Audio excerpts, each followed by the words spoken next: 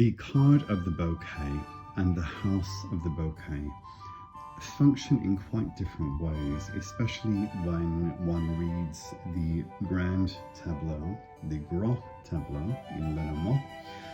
I like to try and make it sound as authentic in French as possible because Lenormand is named after a very famous French psychic, mystic, very talented, called Mademoiselle Lenormand.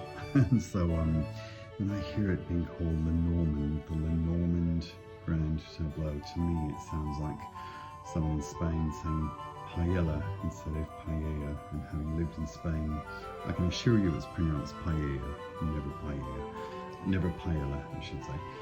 So for me, as a GT reader, I call it the Leno GT for short, the bouquet is a very important card. So the card of the bouquet usually, for me, will show a birthday, a significant birthday. This is really important in establishing a timeline. In fact, you can establish multiple timelines with a grand tableau. What I've realized is that certainly for me, it works as a multi-dimensional spread, in the sense that the columns where the seeker falls in the grand tableau will show you the present moment, and the columns to the left, so behind in time in the past, and the columns to the right, ahead or in the future, can either be thought of as weeks or days, weeks or months, or even years. So they can show multiple events working in multiple proportions of time, measurements of time. We can measure those columns in days, weeks, months and years. So if you can establish that a birthday, for example, was a significant birthday, either the person that you're reading for, or their partner, or their son, daughter, mother, father, whoever it is, best friend, brother, sister. So if their birthday was, say, 2 months ago, and that bouquet card is falling 2 columns behind the seeker, then you can measure things in terms of months, and so you can make a prediction looking at, for example, the stalk in the house, to say, more than likely based upon this, you're going to move house if the stalk is, say, in 3 columns ahead in 3 months, roughly 3 or 4 months time. So it's a really good way of working out exactly when things have happened, and especially if you're doing a reading where the bouquet is right behind the person and they've just had their birthday. So what I tend to do is I will look and I will kind of get a sense of whether we're looking at a day, a week or a month, and I will just usually know what time period it is, and then I'll say, okay, we have the bouquet behind you. Was there a significant birthday, yours or someone else's, say on the 5th of June, and they say yes.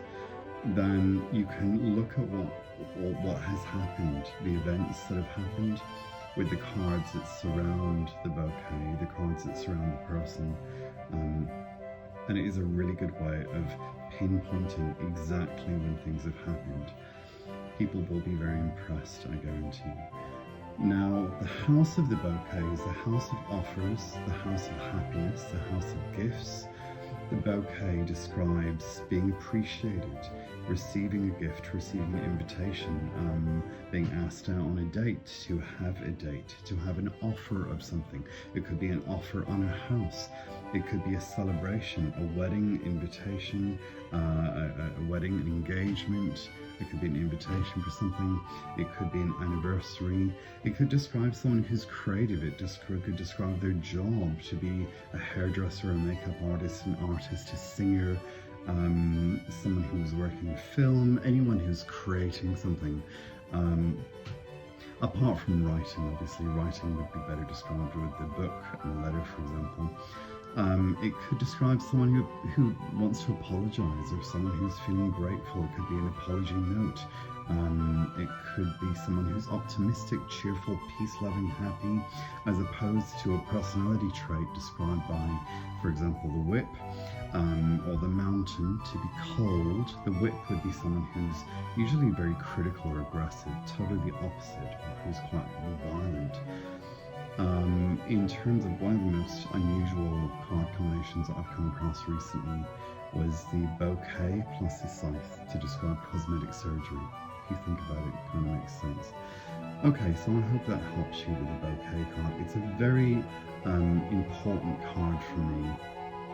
The cards that I look for in terms of working out timing, the bouquet, I look for the ring, the heart and the anchor, I look for the ship to describe travel, and I look for the tree and all of the health cards connected to the tree. I might actually make a video and go through clusters or groupings of cards, how we can categorize them, and also give you some examples of some really interesting grand tableaus, grand tableaus that I have done, so that you can see all of these cards in action. And I will talk about reading cards in houses, mirroring, knighting, chaining houses, and the traditional method of distance, which is how I read the Lenormand grand tableau. So I hope you're enjoying these videos. If you've not already done so, please consider pushing the like button. If you would like to subscribe, that would really help. And I'll see you next time. Bye.